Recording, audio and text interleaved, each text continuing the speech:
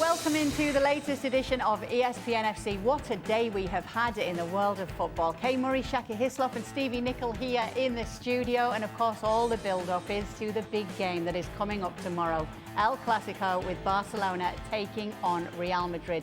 Lots to look forward to here. This is set to be a La Liga showdown. Barcelona 4 points ahead of Real Madrid coming into this clash. Real Madrid must win here if they are to keep this title race alive at these late stages of the season.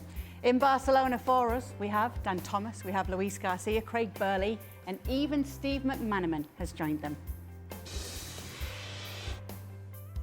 Thank you very much, Kay. Of course, less than 24 hours to go then until El Clasico. And what about this for a lineup alongside me? We have Luis Garcia, we have Steve McManaman, and Burley, the bookend at the end as we look ahead to this tie, which, of course, Real Madrid go into needing the victory.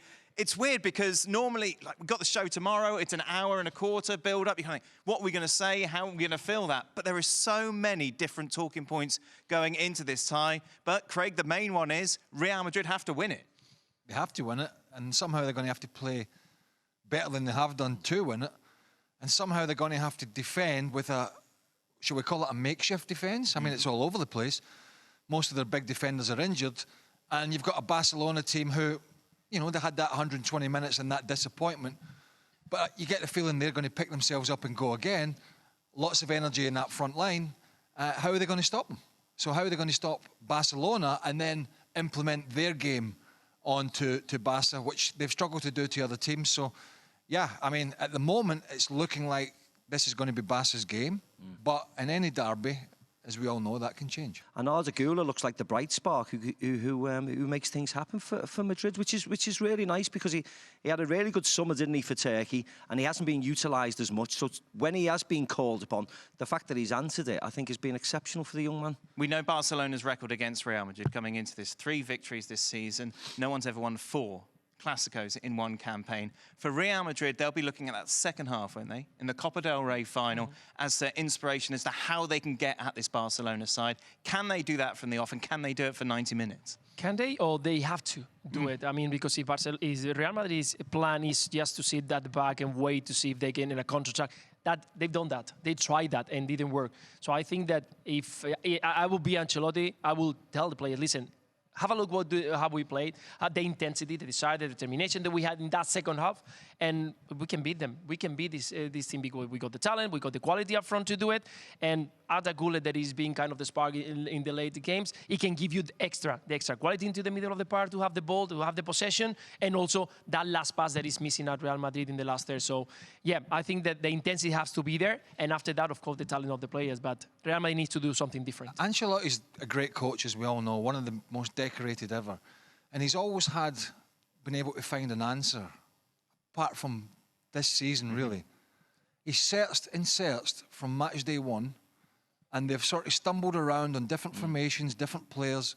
And yeah, they've had injuries and they've had to make changes, but he's never really found the solution, has he? Nope. Particularly in the midfield to the forward areas. The defence is where it is. You've got to patch it up, and that's it. But he's never found, where am I going to put Bellingham to get the best? Is Güler going to play? Is Diaz going to play? Am I going to have to put Valverde at right back?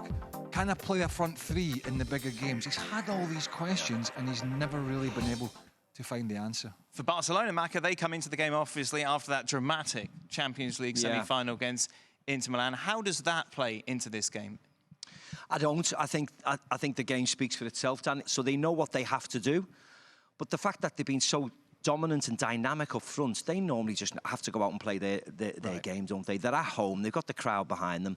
The front 3 are exceptional, the front 2 are exceptional, and Lewandowski, if he's fit enough to play, or certainly he'll be on the bench to come on.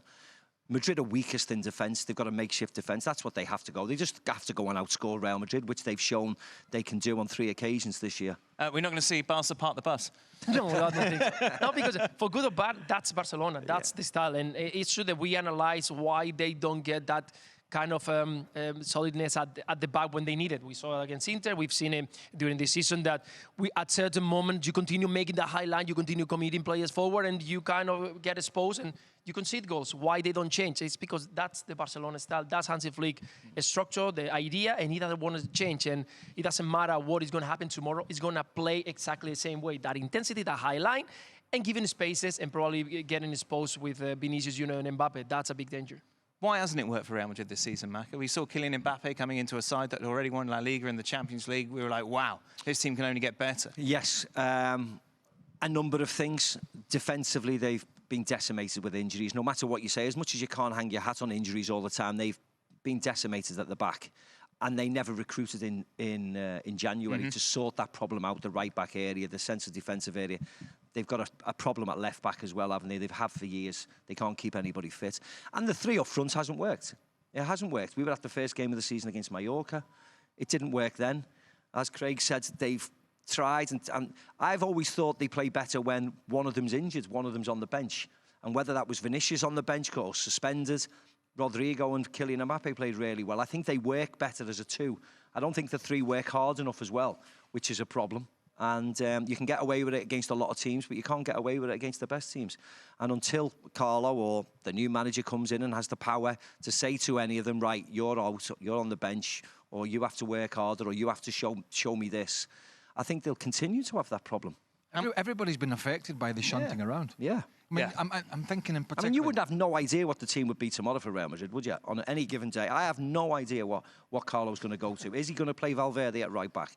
Is Gula going to come in? Will Luka Modric play? He doesn't have much to choose anyway. No, I know, but still, Dani Ceballos is, they've just played. 3 games to go in the season, he's still trying to find that winning formula. That's the key. And you're trying to get people like Bellingham into areas where he can affect the game rather than being out on the left or the right and chasing back and doing all the defensive work. And he's been another one that's not had the season like he had last year, which was quite an incredible season.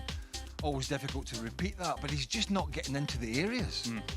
He's not been able to, he's done it now and again, but he's not, for the most part, been able to make those breaking runs through the middle where he had Vinicius and Rodrigo last year, who were sort of playing as a partnership, but they were a little wide and they were leaving the space. He's just not had that. And so, if we're being honest about it, yeah, they miss Toni Kroos. Of course they do, and his ability to control the game.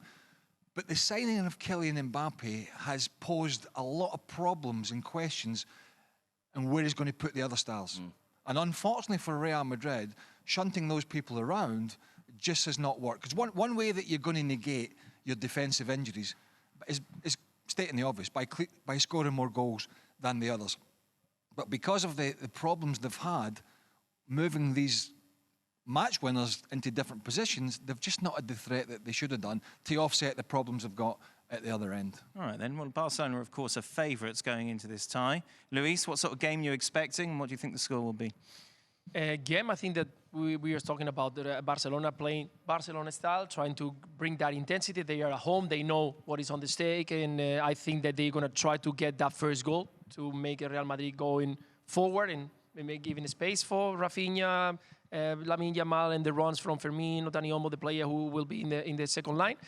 And for Real Madrid, they need to go forward. I don't see Real Madrid just staying at the back. I think they didn't work before, and it's not going to work here if you allowed Barcelona to dominate. So I will say that, yeah, Barcelona is going to be favourite, and I could see a 2-1 win for Barcelona. Naka? Yeah, I mean, I'd love Real Madrid to win just to keep La Liga alive. Yeah, 1 point with 3 games to go. And go into. I mean, I still think it'll be hard, but I'd like Real Madrid to win. But when I look at the two teams, I can't see Barcelona losing here. I really can't. I'd go for a draw because I don't think they need to win. They don't need to be as expansive. But I just can't see Real Madrid winning here with the squad they have, with the team they have, and the fact that Barca are at home. Barca dominate the game, dominate the midfield, carve them open at the back with the players. Have to be concerned about the ball over the top at the other end, but I can't see anything at the moment other than a Barcelona win. Maka and Ian Dark will, of course, be on the call. Good news, Maka. No extra time. No extra time. Tomorrow on Who likes extra time, John?